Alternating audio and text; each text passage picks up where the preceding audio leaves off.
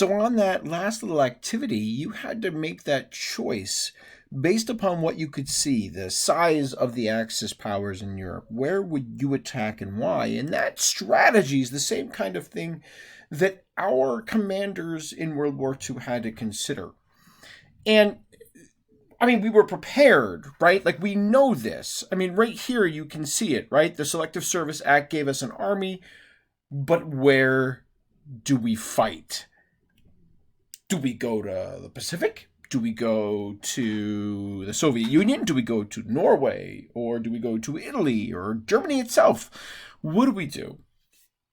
I mean, our army was there, right? Since France had surrendered, we were, in fact, as we know, and I totally just accidentally clicked through everything.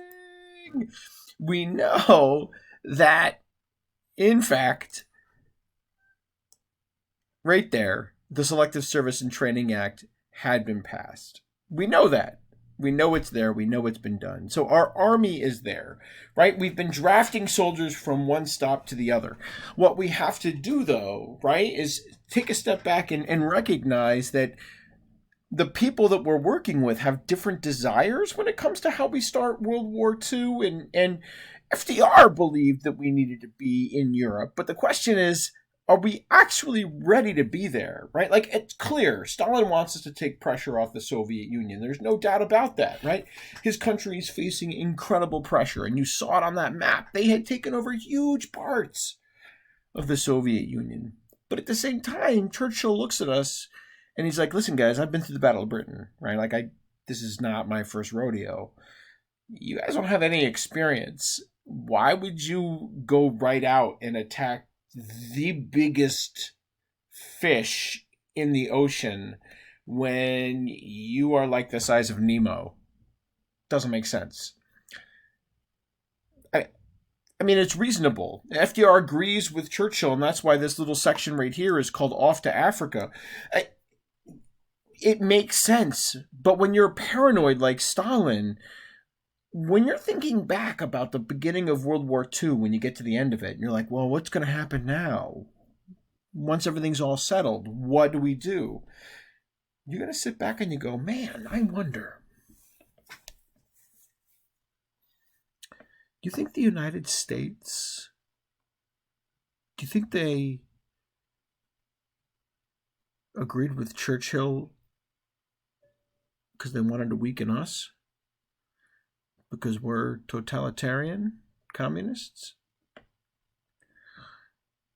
you think really this was all part of the plan? If you're paranoid, it kind of sounds like it might be. What I can tell you is that we agree to attack North Africa.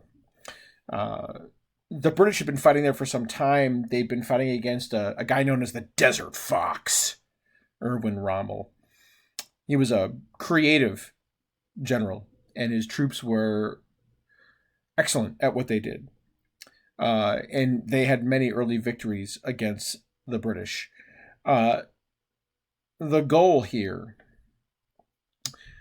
step one, as you can see right over here next to my head, is to stop the Axis powers at El Alamein, because there's a little canal here. You can't really see it, but there's a little canal here that lets the British go from the Mediterranean Sea to the rest of the world. And if Egypt falls to the Nazis, they lose that canal, and that's a big deal. So step one is to stop the Nazis there. Step two, we're going to invade North Africa to help Britain. We want to get in there. We want to make sure that Britain is going to be able to hold on to its North Africa possessions. Dwight Eisenhower, who becomes president later, he will in fact lead us. It takes some time, but ultimately this decision seems like it might have been the right one, because we are able to drive the Afrika Korps out of Africa. So what does this mean for us after that? It's time for us to get into something that we kind of call the soft underbelly of Europe, right? Like, my belly, which, you've seen in my shirts, right? Like, is pretty soft. I mean, you've seen it, like, jiggles and wiggles. And that belly of mine wicked soft, that's kind of like Italy. Like if Germany is like the rock hard pecs and like upper abs of Europe, then Italy's like the beer belly. They're you know what I mean? Like that little, yeah, that's Italy. At least that's the thought. So after we are able to help the British in North Africa, we invade Italy through Sicily. And the idea there is that if we attack Italy, right, then here we are in Italy, like, ah! And the more Italians and German Axis power people we killed on here in Italy, the less that can be all the way up here fighting Stalin. And he's going to have to be like, the Nazis are going to have to take reinforcements down here to Italy, and then I'll be able to just conquer them all. That's the idea. It does not go well. It does not go well. It is a brutal battle after a brutal battle after a brutal battles. You can see General George S. Patton there, who is the man that is given the task of conquering Italy. It takes a while. It takes a long time.